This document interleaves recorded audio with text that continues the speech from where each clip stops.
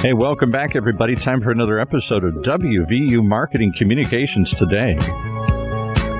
Coming to you live from the campus of West Virginia University and all its affiliated faculty around the world here. It's the one show that sits squarely at the intersection of data-driven decision-making and modern marketing practice with the one man who seems to straddle that line well, Michael Lynch. Hey, Michael. Hey, how's it going today? I do try to straddle as best I possibly can. Sometimes it is indeed a challenge. It is a challenge. Well, because that's what this whole show is about. When I was in marketing a million years ago, it was the arts and crafts department. It was a bunch of creative people throwing things at the wall and seeing what would stick. Now we have to measure it as well.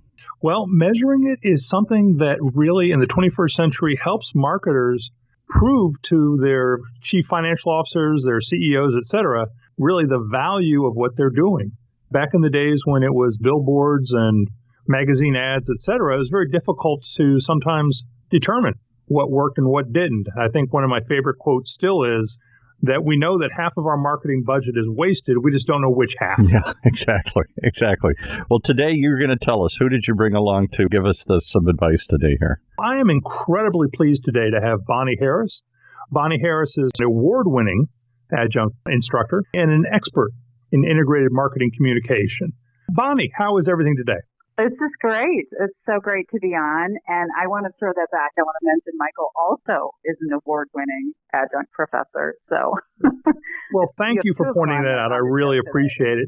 And another thing that's very important about Bonnie is she's also the founder of Wax Marketing in St. Paul, Minnesota. And before we get done today, I would love to hear more about Wax Marketing. But first, I want to talk about persona today and personas. What is the traditional definition of persona in an integrated marketing communication platform?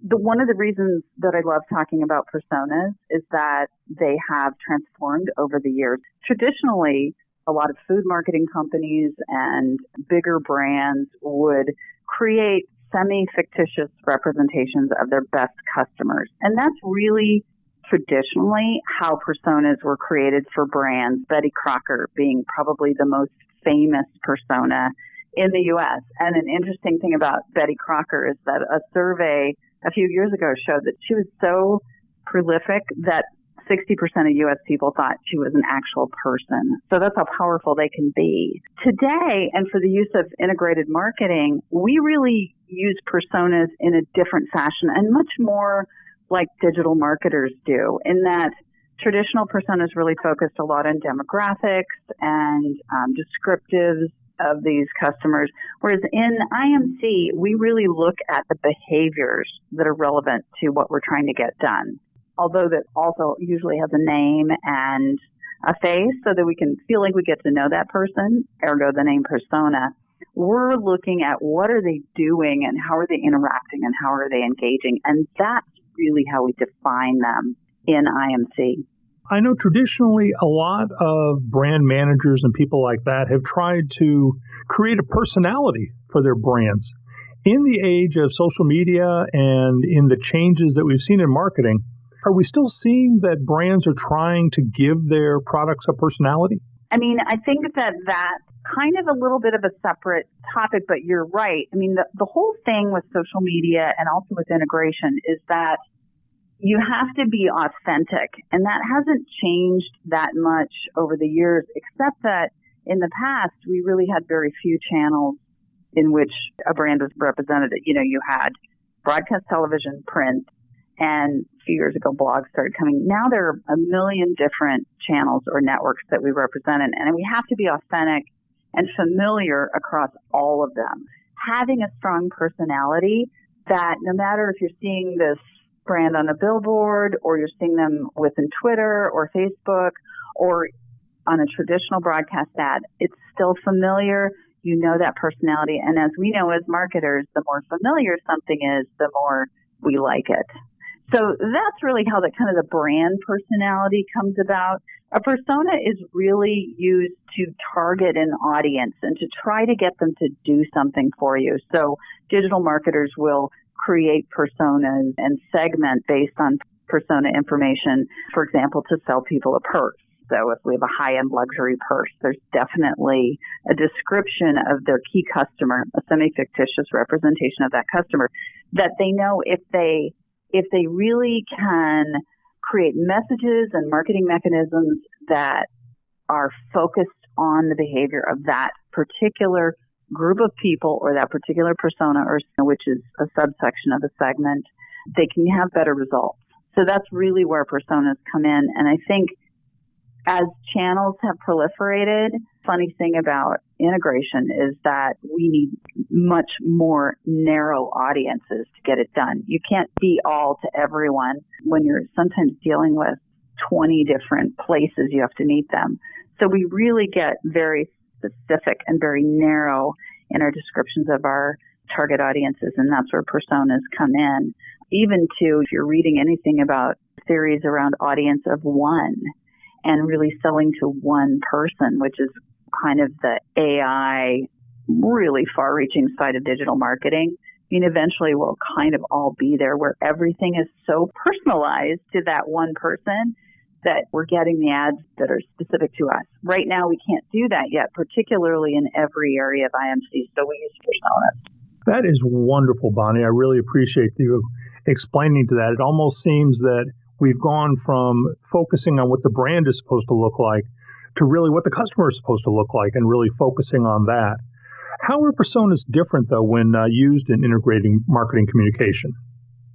Well, and I think that the point you just made about what the brand definition was a really good one, because in IMC, we use the definition of brand that it is the perception of the brand in the mind of the customer. It's not the brand personality that is designed by a marketer sitting behind a desk, like in the old days when they'd sit there and create this brand, and they had only a few channels to send it out to so they could say, here's us, and we all said, yes, that's you, and we accepted that. Now a brand is created based on the engagement that you have in social media, for example. And we all know how brand personality and brand perception, which is, again, our definition of brand in IMC, can change in a heartbeat. When you think about a viral crisis in social media, or even the brand of an individual, like, to use a terrible example, like a Bill Cosby, that can change in a heartbeat based on information that comes out. Once again, we really want to affect the type of behavior that our audiences, not only for brand awareness that our audiences will do to create better brand awareness. And so, like, for example, the whole influencer marketing technique is really around peer-to-peer branding. We want our customers to define us in the best possible light. And when we're marketing to them in a way that really knows them and knows how they want to engage with us, it just becomes so much more effective. That's great. Now, how do personas really tie into influence marketing or influencing behavior is what I meant to say? Influencer marketing is really interesting because what we've seen is social media has become so much more powerful. The impact of peer-to-peer marketing and recommendations and reviews. I mean, anybody who's doing healthcare provider marketing, as we are at WAX, we do quite a bit of healthcare and healthcare IT, knows that reviews for doctors have suddenly become just massively important.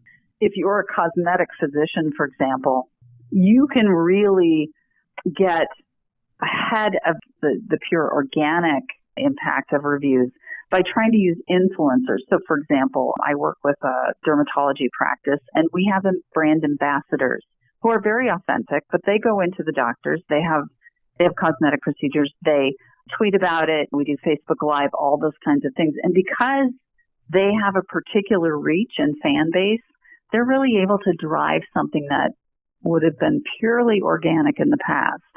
And again, it still has to be authentic, but it gives us a little bit more opportunity to really kind of craft what we want out there and have that perception still be defined by the customer. In the medical world, it almost sounds like it's been turned on its head. I mean, I'm in my late 20s, and I know that, in my early years, choosing a doctor, it's like the doctors got the opportunity to choose who their patients were going to be. And now it seems that that's been turned upside down to where the patients are really identifying what their needs are and really demanding from the health community fulfillment of those needs. Are you finding that also? Oh, absolutely. I mean, if you read anything about the rise of the healthcare consumer, and there are a lot of things driving that, from, the increased amount of co-pays and flexible spending accounts and all HSAs and all those things that came out a few years ago, to the fact that now healthcare is the number one expense in households in the U.S., more so than mortgages. So we're looking at not only this huge expense on our insurance plans every month, but looking at a lot of it coming out of pocket.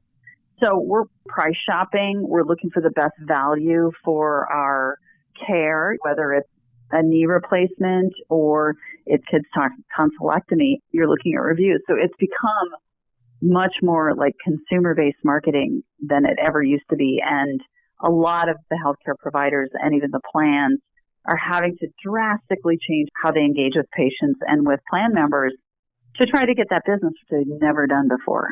In healthcare marketing, and again, my work is primarily in healthcare IT, not directly with plans and stuff, but we're seeing a lot of use of personas to really kind of define a particular patient. And a great example of it is plans get incented by the government now to have a higher rate of flu shots, for example, or colonoscopies. And so those companies that are driving kind of engagement within that are really using personas to sort of reach that target market of people who need a colonoscopy, which would be a more mature individual over 55. And how do they react to IVR, and how do they react to email or text, and how can we get them to schedule that test or that treatment that's proactive versus reactive post-illness. I mean, that's kind of diving into a little bit of healthcare stuff. But yeah, I mean, personas and that whole idea of very, very focused, personalized marketing and even the audience of one is becoming incredibly important in healthcare. So that was a really great point, I thought, Michael. Just before we go to our break, we could pick this up after the break. But why would we want to use personas with integrated marketing communication? Just shortly, much better results. Much better results. And we can talk about that after the break of why it's better results and how you can adapt to kind of using them without taking forever to build them, which is the key. And let's just stick with healthcare just for a second. Sure. Is there really a market or really a channel for one-to-one marketing or one-to-few marketing in the healthcare field?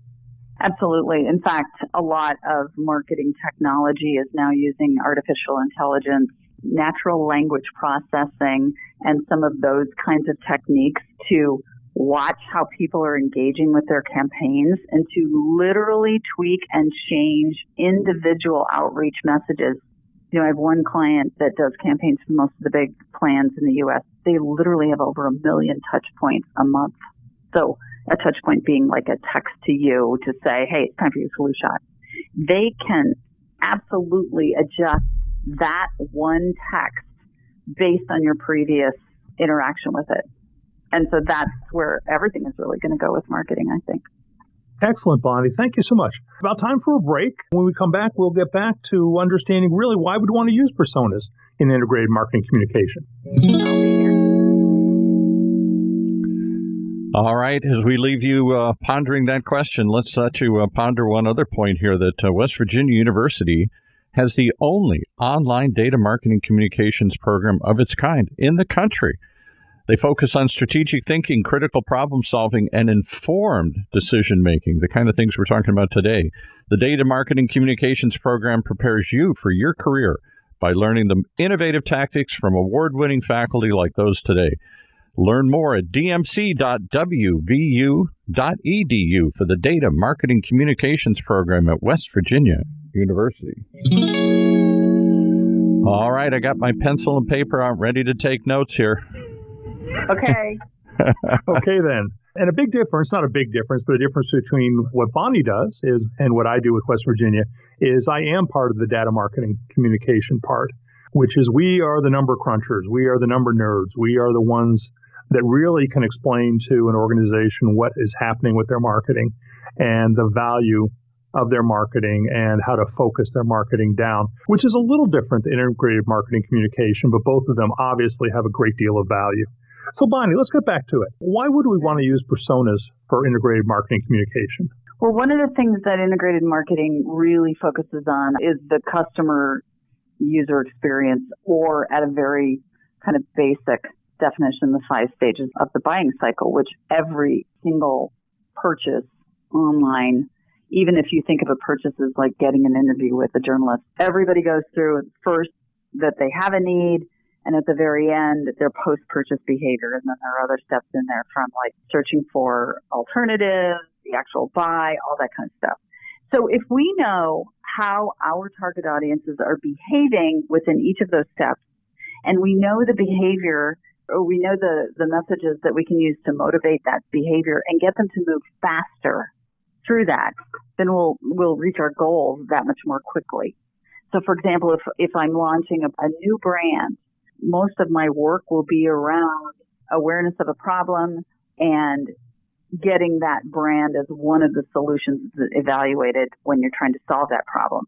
And so if I really know how my target market behaves when they're looking for, say, I just bought a robot vacuum for the first time. And it was really interesting to me how the digital marketing interacted with me as I looked for that robot vacuum. And it got more and more personalized as it found out more about the fact that I had pets, that sort of thing.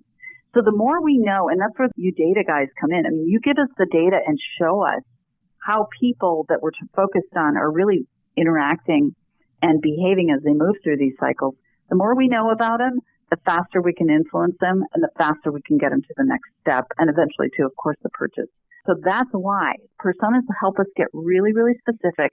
We're not really building personas that look like a full holistic picture of a person. That's a traditional persona. An IMC persona, or a persona used in digital marketing or in integration, is really focused on the behaviors that are only relevant to our goals. So they're super small. They're very, they're nuggets of information. They're much easier to build. I would go to a data person like you and say, show me some trends within these demographics of how people behave and convert when filling out a form, for example. That would help me understand what kind of behavior. I just did a campaign for an IoT software company, and what we realized when we did that very question was they don't like to fill out forms. So I could have spent a whole lot of time building these forms and stuff, but I know my persona doesn't like to fill out forms. So I've got to find a different tactic to meet that need. And because I know that, I get there faster. Does that help answer the question? I mean, no, it really does. And kind of to follow up on that, how can you create good personas quickly?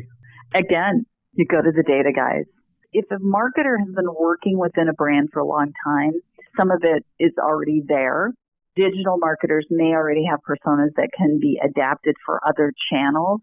For example, if you're wanting to do more brand awareness, or it's a brand extension, and so you've got to really get a lot of communications out there, or PR, you can usually adapt something that a digital marketer might have used for a similar audience to get social media engagement going, or to get influencer marketing going. But again, you're adapting that persona based on the goals or KPIs that you have. So you're adapting the persona to be focused on the behaviors that are relevant to your goal and nothing else. And that's why we can do it so quickly. But I mean, the availability of data analytics and the ability to just slice and dice any way we want. We used to do these huge data warehouses that would build all these demographics, and we'd have all this information about our age and, what kind of clothes we wore and all of that. And the whole reason for that was we wanted to try to predict behavior as accurately as possible. But now what you guys give us with Google Analytics and then moving into, much more sophisticated dashboards is we can just say, well, what's the behavior? We don't have to predict it or try to guess anymore. So demographics have really taken a back seat, and a lot of people will tell you they don't often matter, except for making you feel a little more familiar with your audience. Hopefully that answered your question. It does. And something that just kind of popped when thinking about this is there's got to be a difference between personas for B2B marketing versus B2C. I mean, exactly how would that differ, and what would you have to do differently? Well, when you think about, you can say B2B and B2C. I mean, B2C, obviously, you're focused on an end consumer. Depending on the size of the purchase, the complexity of that buying cycle will change. It's much more complex if you're buying a $100,000 Bentley than it is if you're buying a broom. But in B2B, you have a lot of different roles that are involved in the purchase typically, and The B2B cycle is usually typically a lot less self-service. So when you think about somebody selling e-commerce, an e-commerce software package to a manufacturing company, the salesperson, the actual physical person is a lot more involved typically in that deal. If you're buying the Oracle suite, which is, can be millions of dollars, the salesperson and the SE, the systems engineer, are going to be much more involved in that. There's a piece of it that's done offline.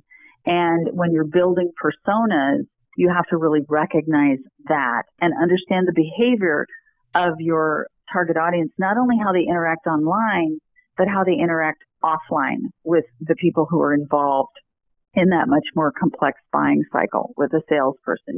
And also, when does that touch point occur? The whole challenge in B2B today is how far can we get people through the buying cycle before we have to get our really expensive salespeople involved. We're trying to increase efficiencies of the sale. We're trying to increase the lead gen quality that we can deliver so that when we really do engage that salesperson, because in B2B, those people are typically pretty knowledgeable, pretty expensive, very consultative, and they don't, you don't want them sitting there sending out catalogs.